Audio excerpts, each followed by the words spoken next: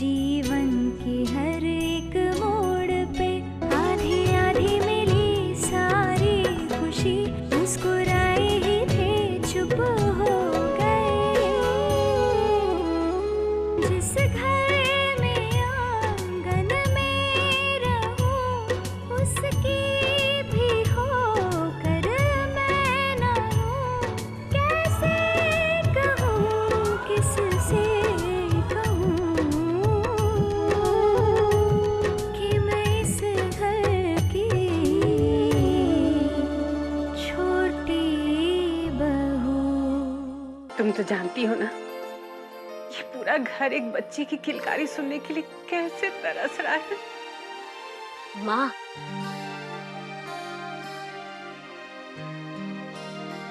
बच्चा होने के बाद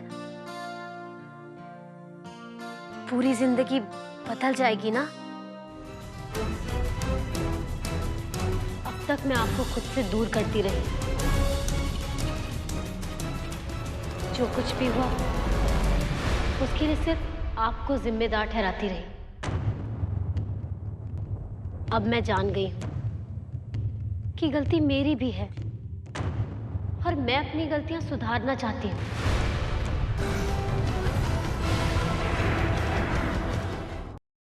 मैं हमारी शादी को एक और मौका देना चाहती हूँ।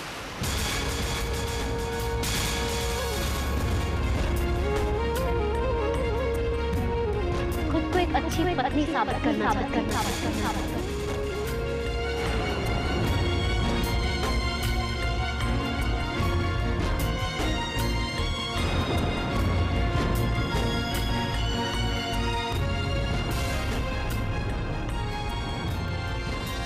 मैं जानती हूँ आप यही सोच रहे हैं ना कि इस तरह अचानक से मेरा मन कैसे बदल गया।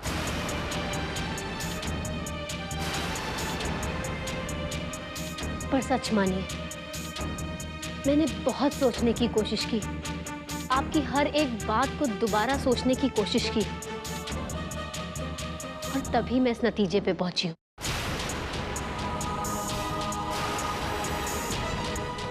लेकिन मुझे थोड़ा वक्त दीजिए। मैंने जो तय किया है शायद उसके लिए मुझे खुद को मनाना पड़ेगा और बदलना भी पड़ेगा, ताकि मैं एक अच्छी पत्नी अपने आप को साबित कर सकूं, जैसे आप सब लोग चाहते हैं।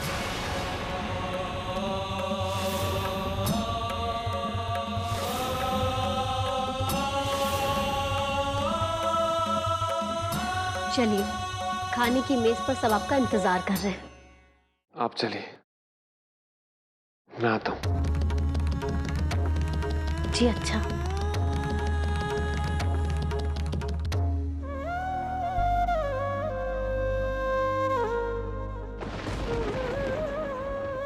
कागज के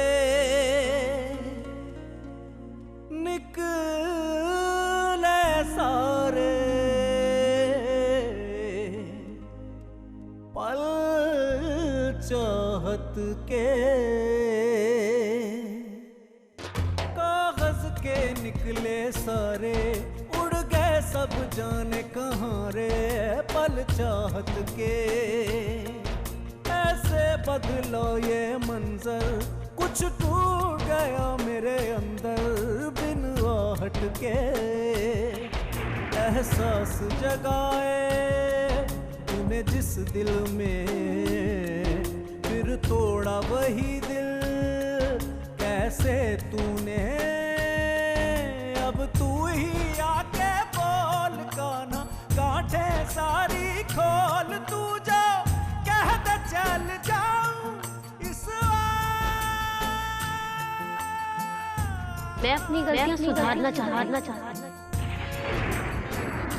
मैं हमारी शादी को एक और मौका देना चाहती हूँ। खुद को एक अच्छी पत्नी साबित करना चाहती हूँ।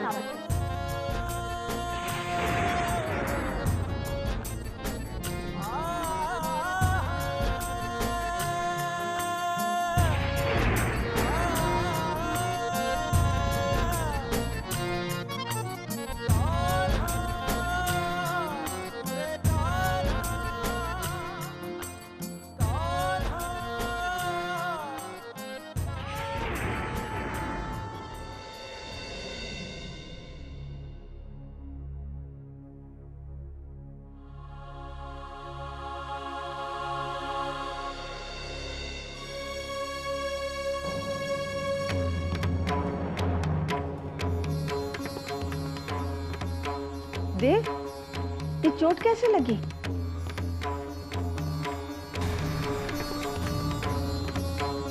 कुछ नहीं दादी माँ, ये चोट नहीं है, ये तो बस ऐसे ही हल्का सा कट है।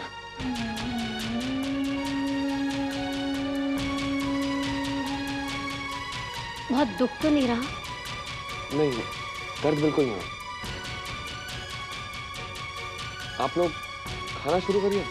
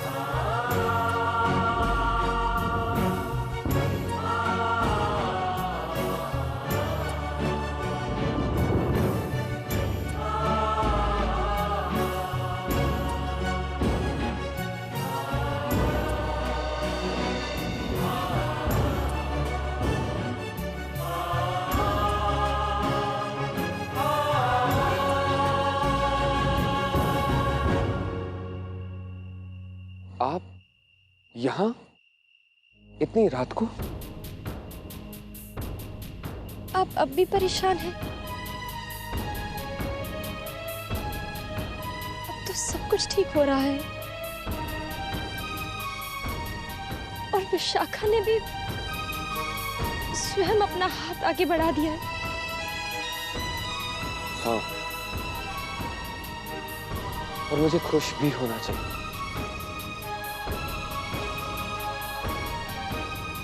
लेकिन पता नहीं क्यों मैं खुश नहीं। भले ही मैं विशाखा के साथ नई जिंदगी की शुरुआत करने वाला, पर काश मैं नई जिंदगी की शुरुआत उसके साथ कर पाता जिससे मैं प्यार करता, जिससे मैं प्यार करता हूं। काश उसका नाम मेरे नाम से जुड़ पाता। काश उसकी जिंदगी से मेरी सांसें जुड़ी होती।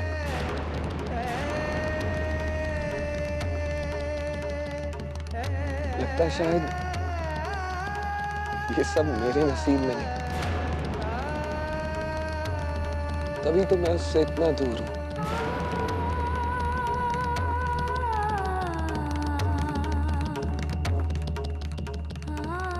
और वैसे भी अब ये सब बातों के बारे में सोचकर क्या फायदा।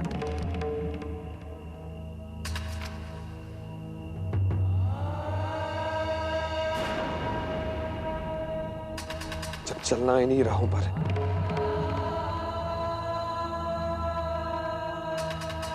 जो सामने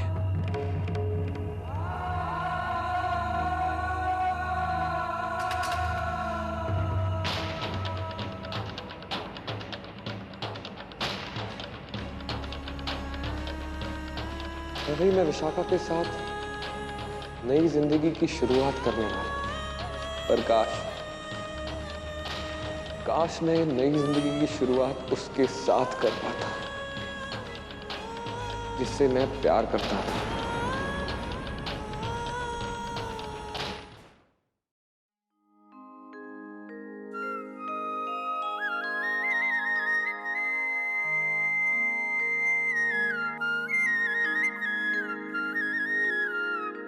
अरे देव, तू वहां खड़ा खड़ा क्या कर रहा है? अंदर आ। वैसे कैसे याद आ गई दादी की? क्यों?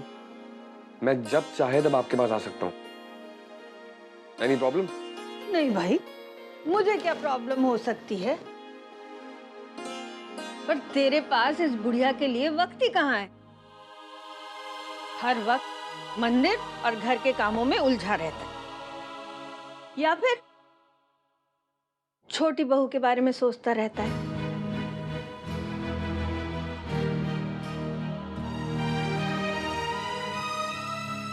तू क्या समझता है, मुझे नहीं पता? मैं जानती हूँ बहुत जल्द मेरी गोद में एक नन्हा मुन्ना देव खेलने वाला है ना? आ बैठ ना, चल आ बैठ, बैठ ना। तुझे ऐसा लगता है ना कि पिता बनकर तेरी जिम्मेदारियां बढ़ जाएंगी? सिर्फ ये बात ही नहीं है दादी माँ, बात ये भी है कि अभी तक मैंने अपनी पत्नी को जाना ही नहीं। हाँ, तो कैसे जानेगा? हाँ? अरे तेरे पास उसके लिए कोई वक्त है समय तेरे पास? वैसे मेरे पास एक आइडिया है। क्या? सुन, तेरे दादाजी भी ना बिल्कुल तेरी तरह थे, हर वक्त मंदिर और घर के काम में व्यस्त रहते थे। मेरे लिए उनके पास वक्त ही नहीं होता था। पर पता है, हर हफ्ते 10 दिन के बाद वो मुझे अपने फार्म हाउस पर ले जाते थे।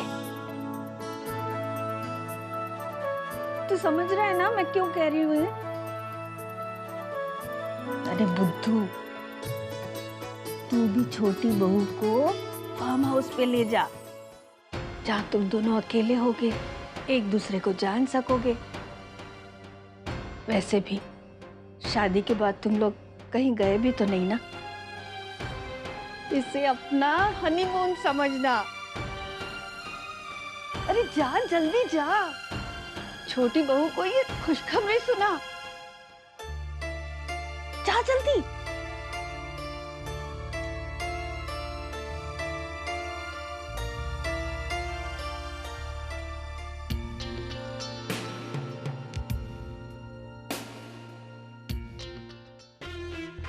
हंसो मत, तुम्हारे कहने पर ही तो मैंने ये रास्ता अपनाया है और अब तो फुल टाइम छोटी बहू बनने वाली हूँ इस घर की। क्यों ना बात क्यूटीज, अगर फुल टाइम बहू बनोगी तो फुल मनीज भी तो आएगा। लेकिन विशाखा, इस बार तुम्हें किसी भी तरह सिचुएशन का पूरा फायदा उठाना है, समझी? उसकी फिक्र मत करो तुम, फायदा तो मैं उठाऊंगी ही। देव के पैसों का भी और उसकी भावनाओं का भी। वैसे और कोई टेंशन नहीं है मुझे, क्योंकि घर का सारा काम करने के लिए राधिका तो है ही ना। बस एक टेंशन है पूरब। टेंशन? कैसी टेंशन? कि माँ बनने के चक्कर में कहीं मेरा फिगर खराब हो गया तो, और कहीं इंडस्ट्री को ये पता चल गया कि मैं शादीशुदा हूँ और एक बच्चे की माँ हूँ, तो ब्रेक मिलने में प्रॉब्लम नहीं होगी? वरीज नॉट क्यूटी, मैं हूं ना। और वैसे भी तुम्हें मुंबई तो सिर्फ और सिर्फ मनीष के साथ आना है, अपनी पास्ट की हिस्ट्रीज के साथ नहीं। देखना विशाखा, बहुत जल्द तुम सिल्वर स्क्रीन्स पर छाने वाली हो। ट्रस्ट मी, अगर तुम वहां सैक्रिफाइस कर रही हो तो मैं यहां मुंबई में स्ट्रगल्स कर रहा हूं। अच्छा ठीक है पूरब, अब मैं फोन रखती हूँ। बाय। बस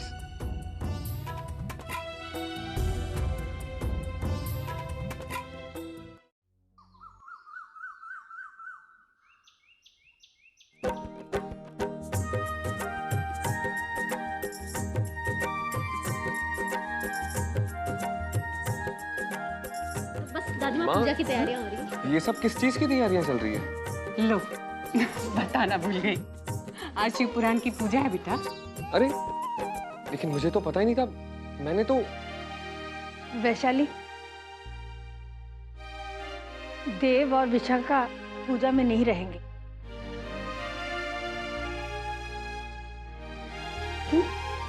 आज शाम को ये दोनों फार्म हाउस पे जा रहे हैं।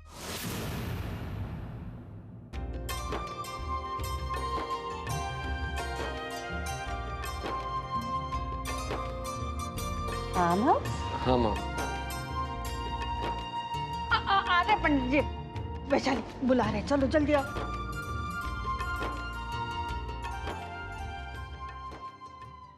Farm house?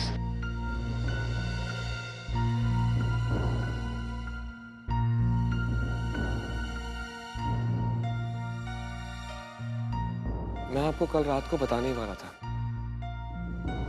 पर आप सो चुकी थी। जी कोई बात नहीं, कल बताया या आज बताया, बात एक ही है।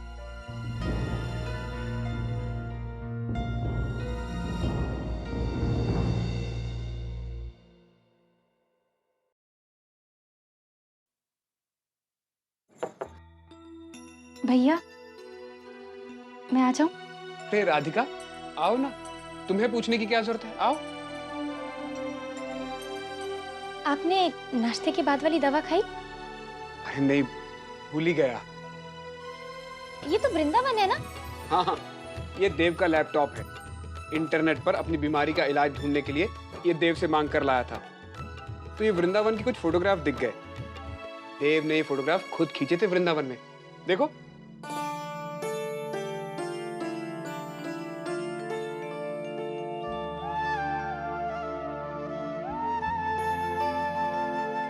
इन फोटोग्राफ्स को देख के लग रहा है जैसे देव किसी को ढूंढ रहा है वृंदावन की रासलीला में।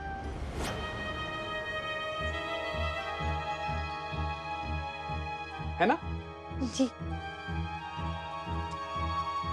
मैं भी ना अपना इलाज ढूंढना छोड़ के और वृंदावन देखने बैठ गया। बताओ। इलाज? हाँ, मैंने पेपर में पढ़ा था कि मेरी बीमारी के इलाज के लिए एक नया तरीका इजाद हुआ है। बस उसे ही ढूंढ रहा था इंटरनेट पर। किस चीज का इलाज चल रहा है?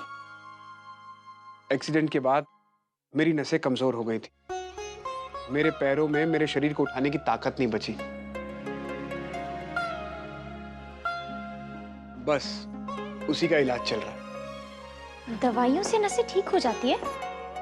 कहते तो हैं, पर मुझ पर तो अब तक कोई असर नहीं हुआ, और शायद अब होगा भी नहीं। भैया आप ऐसे क्यों कहते हैं? जीवन में कोई भी चीज असंभव नहीं होती। अगर आप सोचे कि ऐसा हो सकता है तो अवश्य ऐसा ही होता है। फिर अच्छे लोगों के साथ तो हमेशा अच्छा ही होता है ना भैया? पर अच्छे लोगों के साथ तो अक्सर बुरा होता है राधिका। अच्छा भैया, मुझे आप एक बात बताइए। आपके पास कोई बहुत बहुमूल्य चीज है और आपने उसे किसी को संभालने को देना है, तो आप किसे देंगे? एक अच्छे आदमी को या फिर एक बुरे आदमी को? अच्छे आदमी को। बस।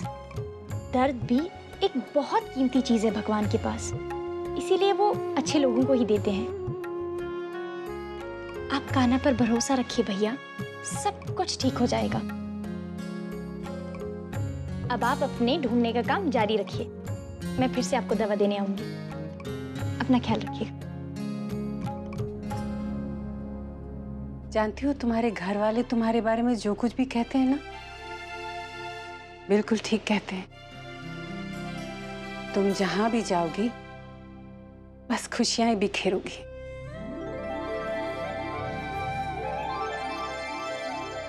हमें खुशी है कि तुम्हारा रिश्ता हमसे भी जुड़ गया है।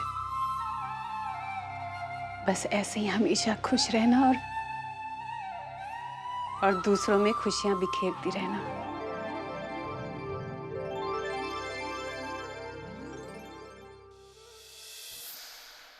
राधिका।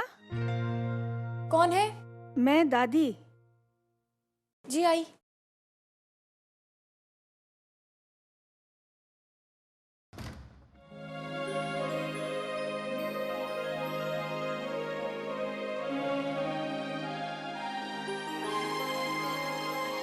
राधिका बेटा, मैं तुमसे कुछ कहने आई हूँ। अब यूं समझ के एक विनती करने आई हूँ। नहीं दादी माँ, आप ऐसा क्यों कहती है? आप तो बस आज्ञा दीजिए। कल देव छोटी बहू को लेकर फार्म हाउस जा रहा है 2-4 दिन के लिए। जहाँ पर वो दोनों कुछ समय अकेले में बिता सके, एक दूसरे को समझ सके। मैं चाहती हूँ कि फार्म हाउस को छोटी बहू की पसंद के हिसाब से सजाया जाए। और तुमसे बेहतर कौन होगा जो छोटी बहू की पसंद को जानता हो? क्या तुम पहले जाकर फार्म हाउस सजा दोगी?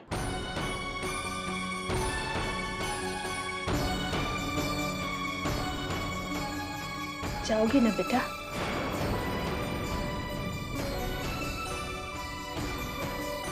जी। मुझे पता था तो मुझे निराश नहीं करोगी।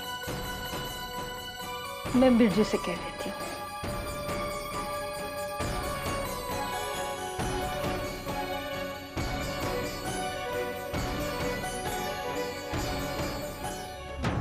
कल देव छोटी बहू को लेकर फार्म हाउस जा रहा है, जहाँ पर वो दोनों कुछ समय अकेले में बिता सके, एक दूसरे को समझ सके।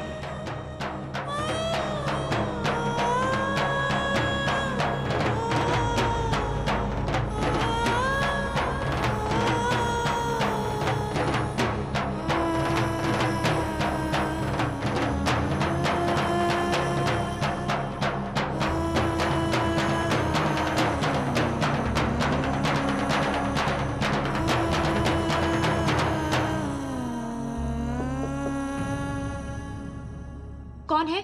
जी देव।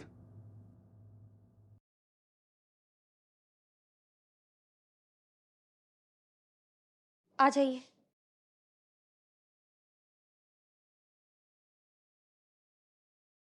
कुछ काम था? नहीं, वो मैं विशाखा के साथ फार्म हाउस जा रहा हूँ।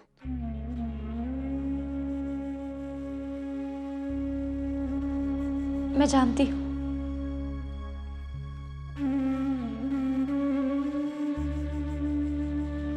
मुझे पता है कि आप जानती हैं। और दादी माँ ने आपसे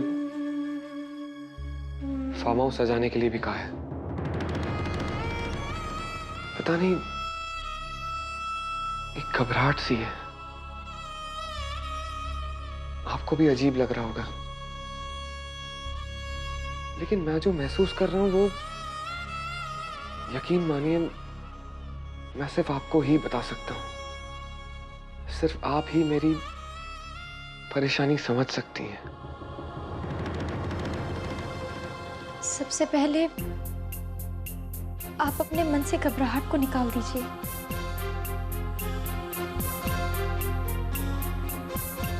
ये आपके नए जीवन का पहला कदम है। लड़खड़ाने के डर से अगर आपके कदम रुक गए तो आप आगे कैसे बढ़ेंगे? थैंक्स। वो मैं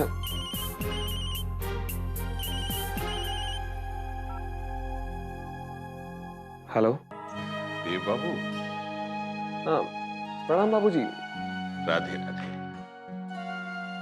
दामाद बाबू, तनिक असुविधा ना हो तो राधिका से बात हो सकती है?